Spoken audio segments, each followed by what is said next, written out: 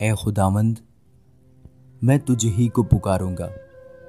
ऐ मेरी चट्टान, तू मेरी तरफ से कान बंद न कर। ऐसा ना हो कि अगर तू मेरी तरफ से खामोश रहे तो मैं उनकी मानद बन जाऊं जो पाताल में जाते हैं।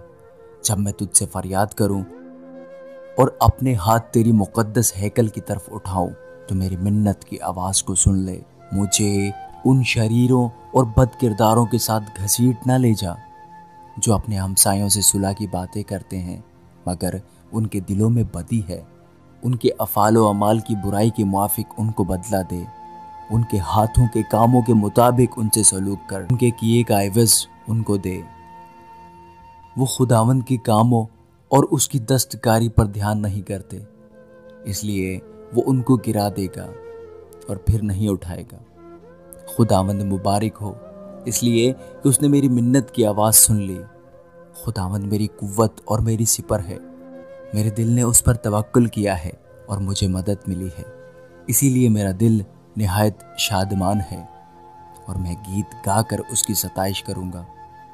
खुदावंद उनकी कुव्वत है, वो अपने ममसूह के लिए निजात का किला है। अपनी उम्मत को बचा और अपनी मिरास को बरकत दे। उनकी पासबानी कर और उनको हमेशा तक संभाले रहे। आमीन।